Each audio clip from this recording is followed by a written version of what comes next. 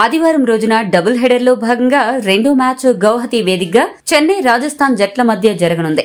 ఈ 11వ IPL match జరగబోయే pitch కూడా చెపాక్ లాంటి స్లో పిచ్ అని చెప్పొచ్చు. ఈ పిచ్ పై స్పిన్నర్లు కీలకంగా మారనున్నారు. బ్యాట్స్మెన్ చాలా ఓపిగ్గా ఆడాల్సిన అవసరం ఉంది. ఇది చెన్నైకు గుడ్ న్యూస్ అనే చెప్పాలి. ఎందుకంటే చెన్నైలో అద్భుతంగా బౌలింగ్ చేసే స్పిన్నర్లు ఉన్నారు. కాబట్టి రాజస్థాన్ చాలా జాగ్రత్తగా ఆడాల్సిన అవసరం ఉంది. ఈ నేపథ్యంలో రెండు జట్ల తుది జట్లు ఎలా ఉండబోతున్నాయి, ఏమైనా మార్పులు చోటు చేసుకోబోయే అవకాశం ఉందా అనేది ఇప్పుడు చూద్దాం.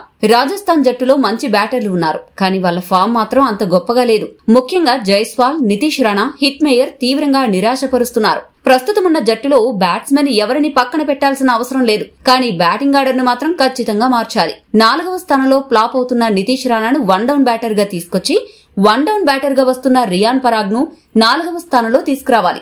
ఎందుకంటే ఈ స్థానాల్లో ఇద్దరు ఆటగాళ్లకు మంచి ట్రాక్ రికార్డు ఉంది. బ్యాటింగ్ కంటే రాజస్థాన్ బౌలింగ్ విభాగం మరింతగా కలవరపెడుతోంది. జోఫ్రా ఆర్చర్ అత్యంత దరిద్రమైన ఫామ్ లో ఉన్నాడు. అతడికి ఒక మ్యాచ్ విశ్రాంతి ఇచ్చి ఫజలక్ ఫారూకీని తుది జట్టులోకి తీసుకోవడం మంచిదేమో అనిపిస్తోంది. స్పిన్ బౌలర్లు తీక్షణ, హసరంగా అంత గొప్పగా అయితే బౌలింగ్ చేయడం లేదు. హసరంగా అయితే స్పిన్ పిచ్ పై గత మ్యాచ్ లో దారుణమైన ప్రదర్శన చేశాడు. జట్టులో ఉన్న రియాన్ పరాగ్, నితీష్ రాణా మంచి స్పిన్ బౌలింగ్ చేయగలరు. కాబట్టి హసరంగాను పక్కన పెట్టి వైభవ్ సూర్యవంశీ లేదా ఆకాష్ మద్వల్ కు అవకాశం ఇచ్చినా బాగుంటుంది. ఈ మార్పులన్నీ పక్కన పెడితే బౌలర్స్ ను ఎలా వాడాలో రియాన్ పరాగ్ తెలుసుకోవాలి. ఆరంభ ఓవర్లలో వికెట్లు తీసే సత్తా ఉన్న తుషార్ దేశ్పాండే గత మ్యాచ్ లో కేవలం 1 ఓవర్ వేశాడు. బాగా బౌలింగ్ చేస్తున్న సందీప్ శర్మ 2 ఓవర్లు మాత్రమే వేశాడు.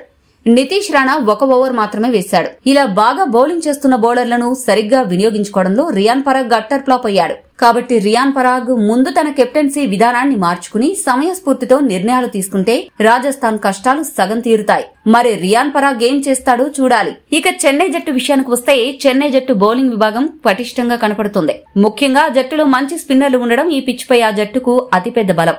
మొదటి మ్యాచ్ లో 4 వికెట్లు, రెండో మ్యాచ్ లో 3 వికెట్లు దక్కించుకున్న నూర్ అహ్మద్ చాలా కీలకంగా మారనున్నాడు. జడేజా, అశ్విన్ కూడా ఉండడంతో ప్రత్యర్థులు చాలా జాగ్రత్తగా ఉండాలి.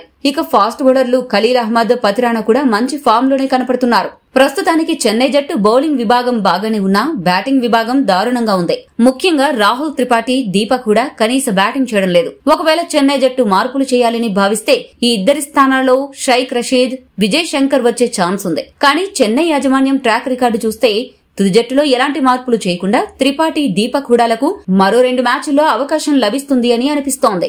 మొత్తంగా రెండు జట్ల బలాబలాలను విశ్లేషిస్తే బ్యాటింగ్ లో రెండు జట్లు దాదాపు సమానంగా ఉన్నా ఫాస్ట్ బౌలింగ్, స్పిన్ బౌలింగ్ విభాగంలో చెన్నై జట్టు చాలా ముందంజలో ఉంది. కాబట్టి ఈ మ్యాచ్ లో రాజస్థాన్ పై చెన్నై జట్టుకే గెలిచే అవకాశాలు ఎక్కువగా కనపడుతున్నాయి. కాకపోతే రాజస్థాన్ ఈ మ్యాచ్ లో ఏమైనా అసాధారణ ప్రదర్శన చేస్తుందేమో చూడాలి. ఈ వీడియో మీకు నచ్చితే లైక్, షేర్, కామెంట్ చేయండి.